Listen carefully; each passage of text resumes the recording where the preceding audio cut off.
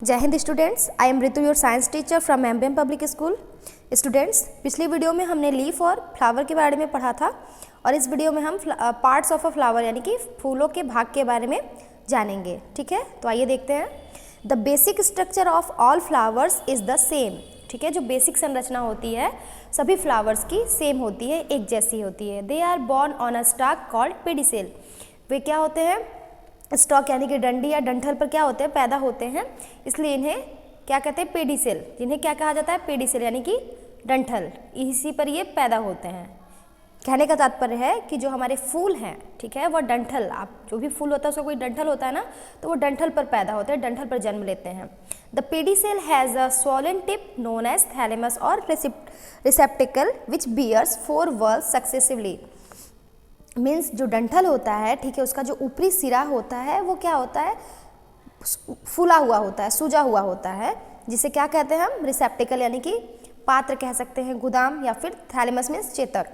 विच bears 4 whorls, जो कि क्या किया रहता है? क्रम से 4 कुंडलियां या छल्ले को धारण किए रहता है। द 4 वल्स आर, जो 4 छल्ले या 4 कुंडलियां हैं वह इस प्रकार है। पहला है कैलिक्स।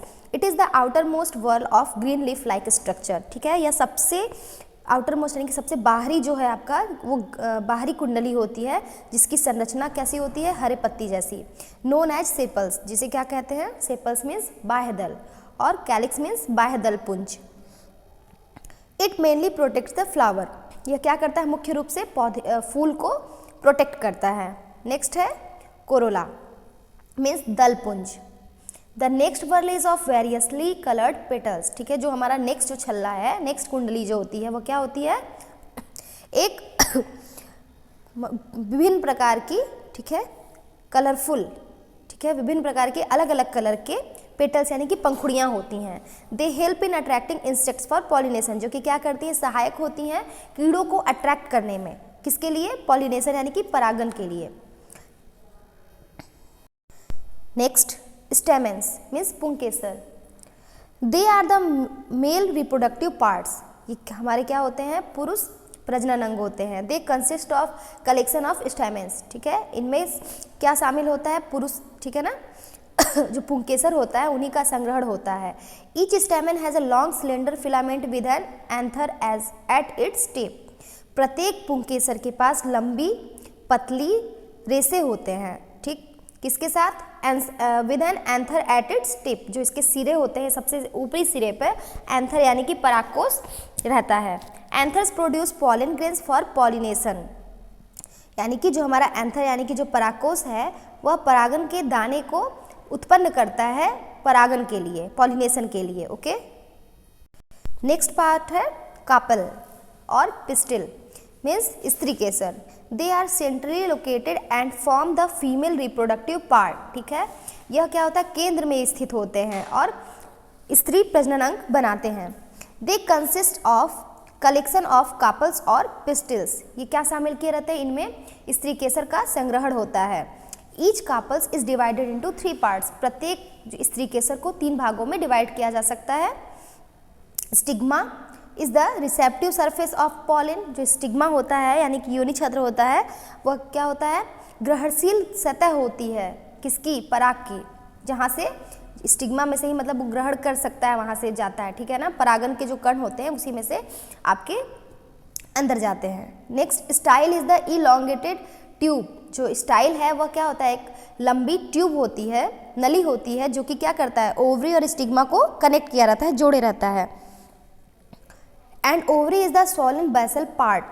ठीक है, बेसल पार्ट कंटेनिंग ओव्यूल्स। और जो ओवरी यानी कि अंडाशय होता है वह उभरा हुआ, ठीक है, यानी कि कह सकते हैं उभरा हुआ यानी कि फूला हुआ एक आधारीय भाग होता है, जिसमें क्या रहते हैं? अंडाशय कंटेन किया रहता है, वो अंडाशय उसमें शामिल रहता है, अंडाणु कह सकते हैं उसको। These ovules then form seeds and the ovary forms the fruit. यही जो ओव्यूल्स मीन्स क्या बताया था? बीजाणु या अंडाणु कह सकते हैं। ठीक है, जो बीजाणु होते हैं वह बीज बनाते हैं और जो अंडाशय होता है वो फल बनाते हैं। ओके, आप सब इस डायग्राम के थ्रू भी इसको समझ सकते हैं। ठीक है, आपका दिखा है ना पार्ट्स ऑफ अ फ्लावर। ठीक, साइड में जो आपका ग्रीन लीफ लाइक स्ट्रक्चर है उसे क्या बोलते हैं, सेपल मीन्स बाह्यदल, ठीक है। और पेटल्स जो पंखुड़ियाँ होती हैं, दिख रहा है आपको पंखुड़ियाँ, ओके।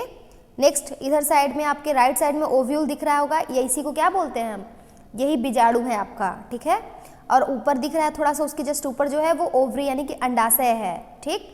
और साइड में आपके जो बीच में सबसे ऊपरी नली दिख रही है, ठीक है, वो क्या है आपका, पिस्टिल है। पिस्टिल के साइड में, पिस्टिल के 3 पार्ट्स होते हैं ना, पहला स्टिग्मा, स्टाइल और ओवरी, वहाँ पे भी आपको दिखाया गया है, ठीक।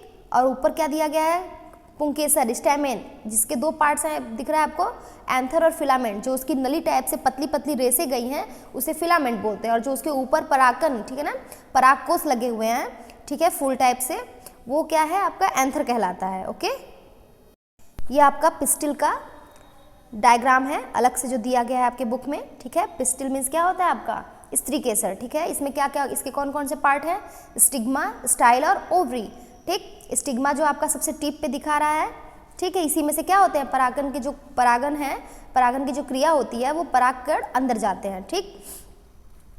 पॉलन ग्रेन्स इसी में से, इसी के थ्रू अंदर जाते हैं। फिर क्या दिखा रहा है, स्टाइल जो होगी आपकी, ये इलोंगेटेड ट्यूब है, ठीक है, जो कि क्या करता है, स्टिग्मा और ओवरी को जोड़ा रखता है, आपको डायग्राम में दिख रहा होगा, ठीक। नेक्स्ट ओवरी और ओव्यूल, ओव्यूल कहाँ पे है आपका, बीजाणु जो है अंदर में है, दिख रहा है डायग्राम के, इसमें आपको एरो के थ्रू दिखाया गया है, ओके। नेक्स्ट हेडिंग है पॉलिनेशन एंड फर्टिलाइजेशन, मीन्स परागन और निषेचन। The transference of pollen grains from the anther to the stigma is called pollination, यानी कि परागकणों का, ठीक है ना, परागकणों का स्थानांतरण कहाँ से, एंथर से स्टिग्मा पर, ठीक है ना, एंथर से स्टिग्मा पर परागकणों का जो स्थानांतरण होता है उसे ही पॉलिनेशन यानी कि परागकण कहते हैं। इट इज़ ऑफ 2 टाइप्स, यह 2 प्रकार के होते हैं, सेल्फ पॉलिनेशन और cross pollination. First type self pollination.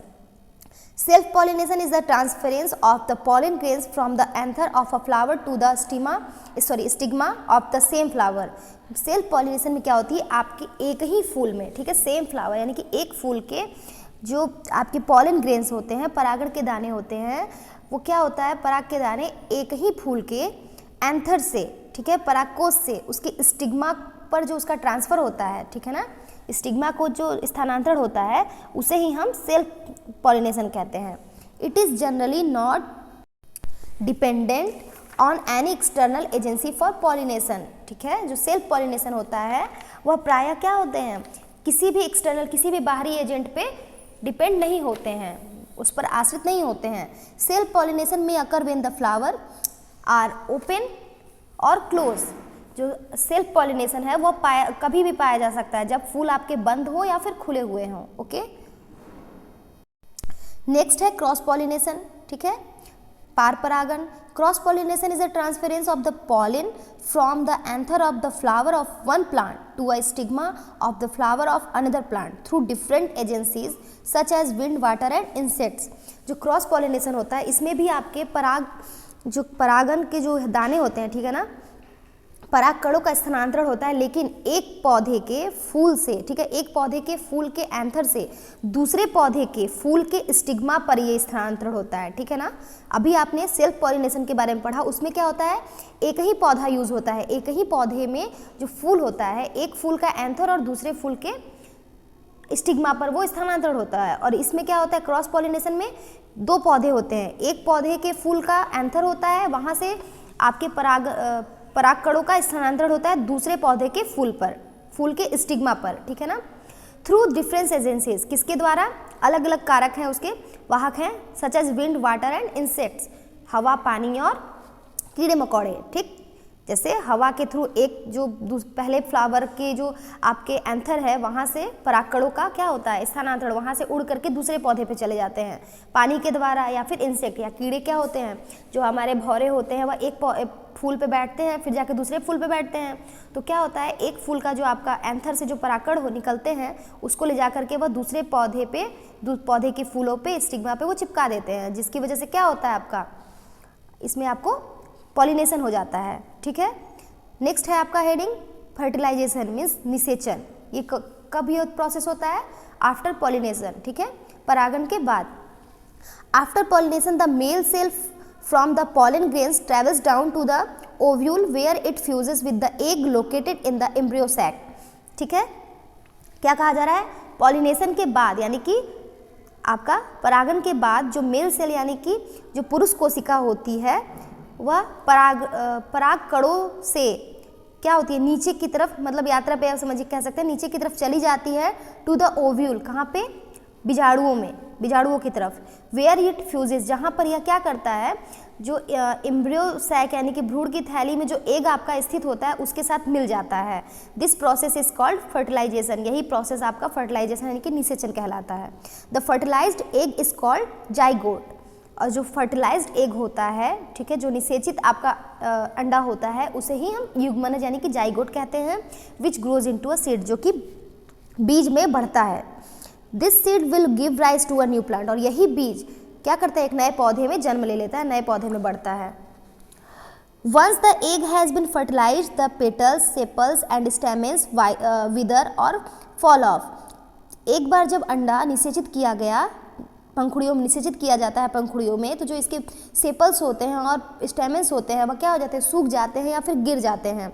The seed hardens and becomes dry, और जो इसकी बीज होती है वह बहुत कठोर और ड्राई मतलब बहुत सूख जाती है।